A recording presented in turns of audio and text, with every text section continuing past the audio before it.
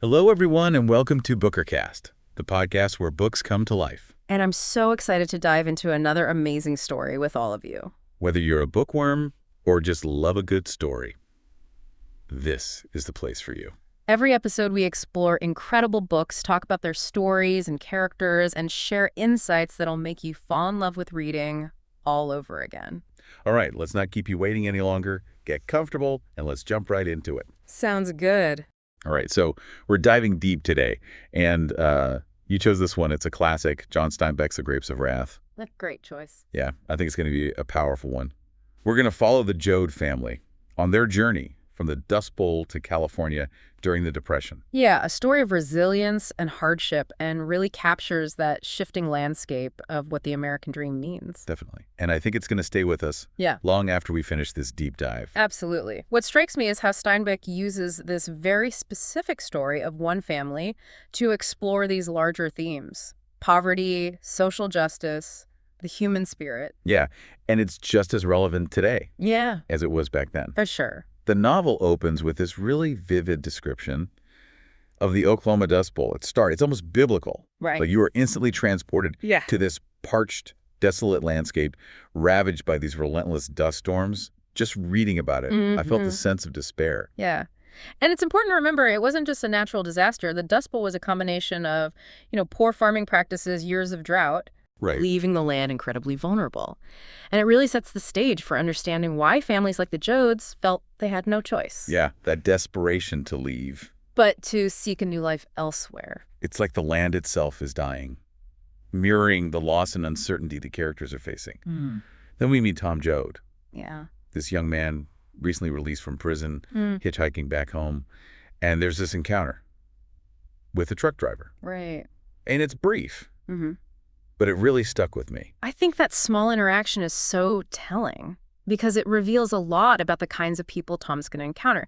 The truck driver chewing his gum, these big exaggerated bites. Yeah. He comes across as gruff. Right. But he still offers Tom a ride, right? And it kind of highlights the complexities of human nature, especially during times of hardship. It's like that glimmer of compassion in these really unexpected places. But then that hope is kind of shattered Yeah. when Tom reaches his family farm. What should be this homecoming turns into this stark realization. Everything is gone. Yeah.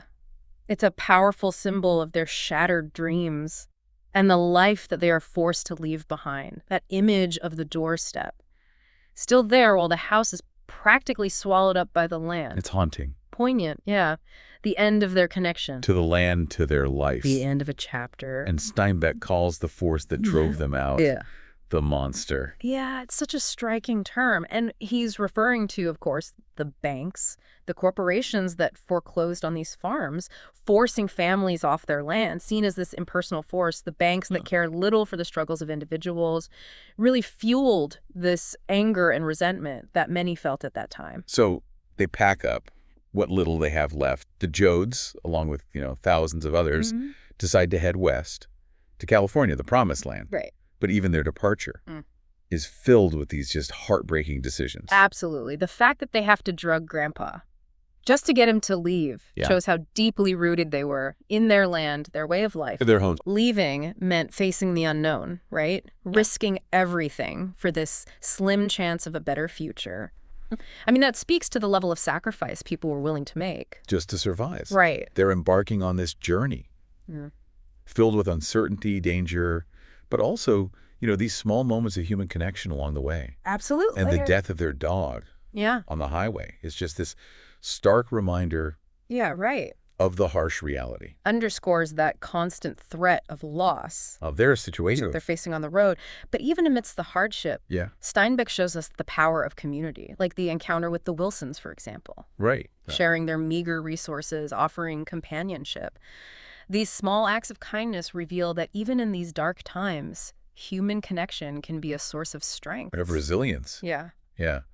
It seems like for the Joads and so many others, the American dream had shifted Yeah. from achieving prosperity Right.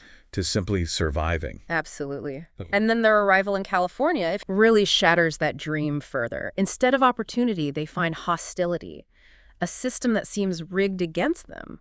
Yeah. Those used car lots, preying on these desperate migrants, Right. selling broken down vehicles at these exorbitant prices. That's a blatant symbol of the exploitation they face. It's heartbreaking. Yeah. See the promised land become this place of broken promises Yeah. and disillusionment. Yeah, and that's only the beginning of their struggles. Think about the Hoovervilles, these makeshift camps overflowing with displaced migrants.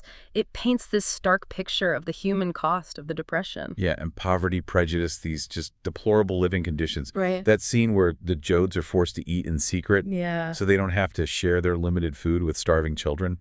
It's just gut-wrenching. Absolutely. Steinbeck uses these details to highlight their desperation, but also their inherent goodness. You know, he's also exposing the systemic failures Right. that led to such widespread suffering. It makes you wonder, how do you even begin to break free Right. from this cycle of poverty and oppression? That's a question that runs throughout the novel.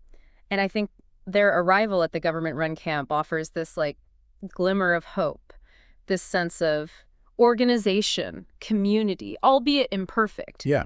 You know, the Saturday night dances. Right. Even if just for a few hours. It's a sense of normalcy. Provide this sense of normalcy, escape. From their daily struggles. Yeah. So important. Absolutely. Showcasing the human spirit's resilience, the need for joy, Yeah. connection, even in the darkest of times.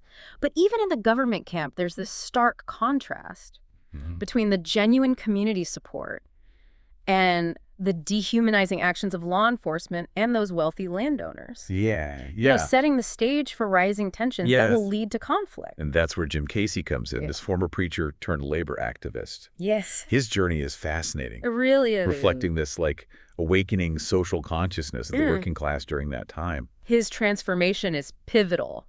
You know, starting by questioning his faith, ultimately embracing this inherent dignity of all people, regardless of their circumstance. And his explanation of what a red is, Right. according to the wealthy. Anyone who wants a fair wage Exactly. cuts through all this rhetoric, Gets to the heart of it. exposes the exploitation of the many by the few. Absolutely. It's a message that still resonates today. And his death becomes this catalyst for change, a turning point in the novel. Definitely. And it's no coincidence that it happens during this moment of escalating tension and violence. Right. You know that scene at the dance where Tom is forced to defend himself? Yeah. Kill a man. It's a shift from him. A point of no return. A point of no return. Steinbeck is really grappling with this cycle of poverty and oppression. And it forces us to confront the question, how do we break free from this? Can individual actions make a difference? Or does it require this collective systemic change? And Tom's decision to follow in Casey's footsteps, embrace this path of activism, is a powerful statement. His conversation with Ma, where he echoes Casey's belief about the interconnectedness of humanity. It hints at his own potential sacrifice. It's like he's accepting his role in this larger fight for justice. Exactly. Raising those crucial questions. Yeah. About individual action versus collective responsibility in the face of injustice. Yeah. And I think as we delve further into their journey, we see how these themes continue to play out, challenging us to confront our own beliefs. Absolutely. The systems we live in. Yeah. You know, it's fascinating how Steinbeck doesn't shy away from depicting the harsh realities, but he still manages to weave in these glimmers of hope and humanity. Right. It's like even their car breaking down constantly, forcing them to trade for another becomes this symbol of just, I don't know, their determination. Right. They keep moving forward. They just refuse to give up. That constant struggle, that cycle of hardship and resilience, it's really at the heart of their journey. And it makes you wonder what keeps them going. Well, I think a big part of it is my Joad. Oh, absolutely. You know, she is the backbone of this family. Her strength, her unwavering love, it's truly remarkable. She's the glue that holds them together, right? Okay. Even as they face one devastating loss after another, she's practical, resourceful, and she's not afraid to stand up for what she believes in. Remember when she almost hit that policeman with a skillet? Oh, I was like, you go, Ma. She's a force to be reckoned with, that's for sure. And her resilience is mirrored in the other characters, too. I mean, think about Jim Casey. Yeah, his transformation from a preacher grappling with his faith to a passionate advocate for social justice, it's so inspiring. It really speaks to the power of empathy and the realization that true faith lies in fighting for the dignity of all people. And, you know, his death, it's a turning point in the novel, you know, a sacrifice that fuels that fire of the movement. It's a classic Steinbeck move, right? Using death not as an end, but as a catalyst. Right, for change. Yeah. And speaking of Steinbeck, yeah, his use of symbolism, it's brilliant. It really is. I mean, from the dust storms yeah. to the dying land, every image is layered with meaning.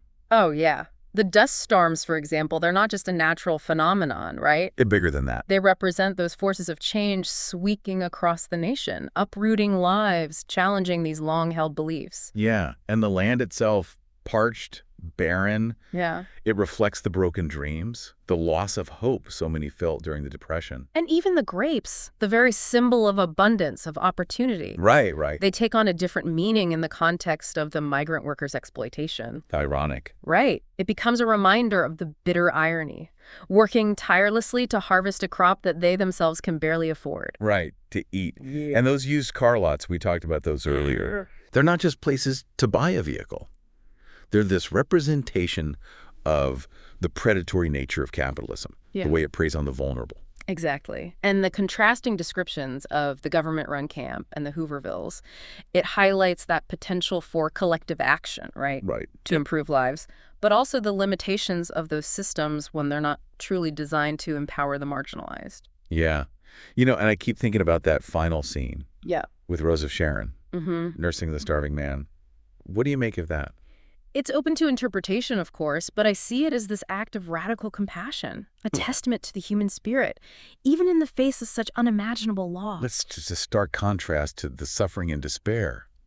But it's like a glimmer of hope. Yeah. A reminder that even in those darkest of times, there's still capacity for love. And connection. Yeah. Yeah. It's a fitting end, I think, to a story that really explores the depths of human resilience and that search for meaning in a world often defined by hardship. And injustice, right? Yeah.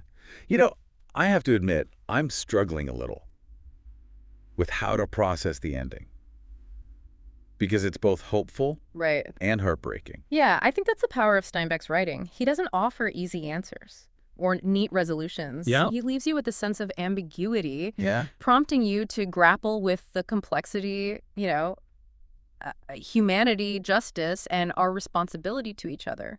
It's definitely a story that stays with you Right. long after you finish reading. It makes you think about the world around you, your own place in it. Yeah. We've covered a lot of ground in this deep dive. We have. But it feels like we've just scratched the surface. Yeah. What are some of the key takeaways you hope our listener is walking away with?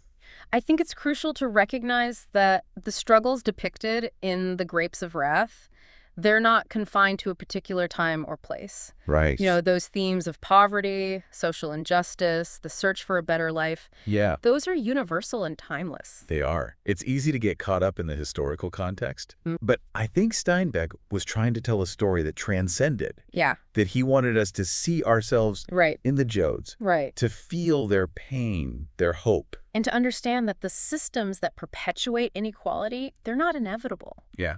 They're products of human choices. We have the power to change those systems. Right. To create a more just and equitable world. I love that you bring up the idea of personal responsibility.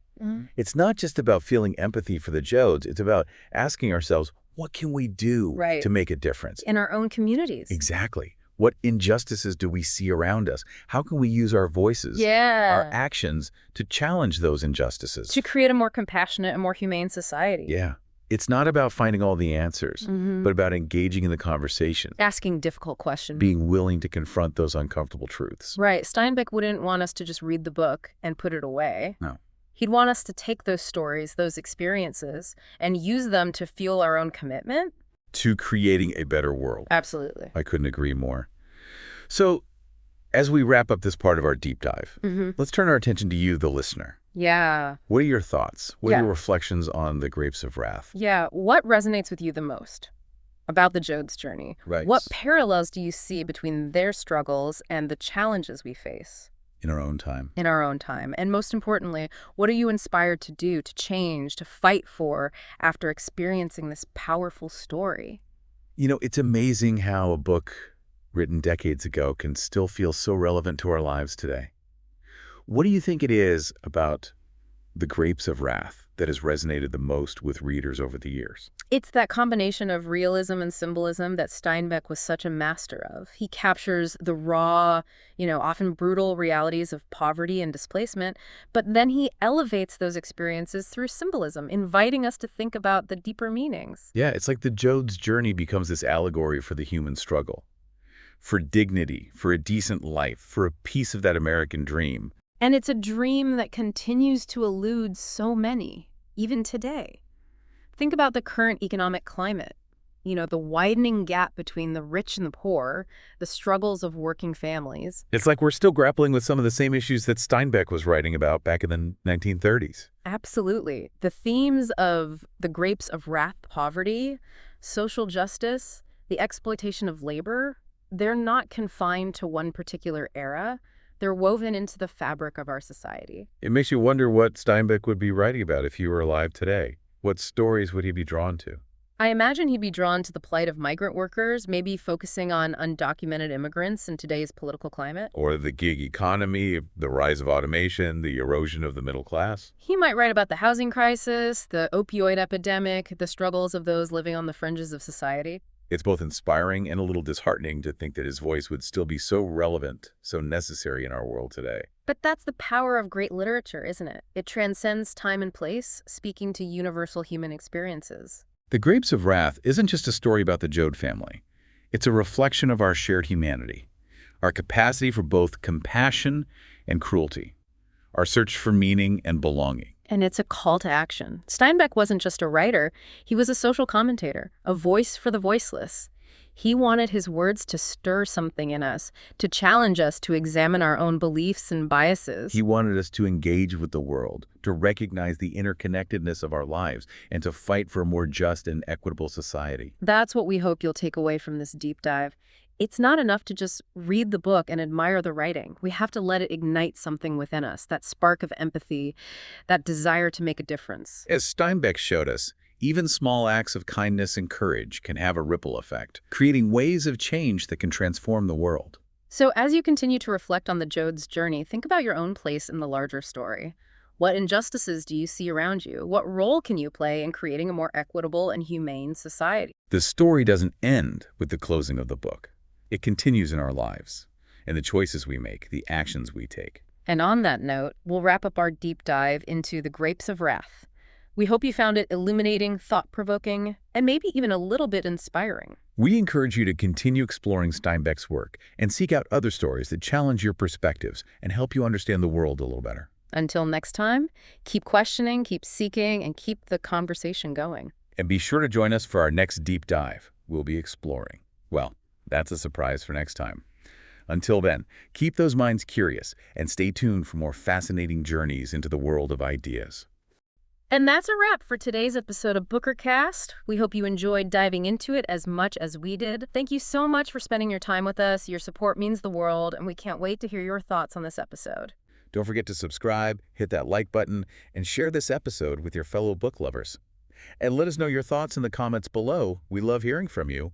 See you in the next deep dive. Bye for now, and happy reading.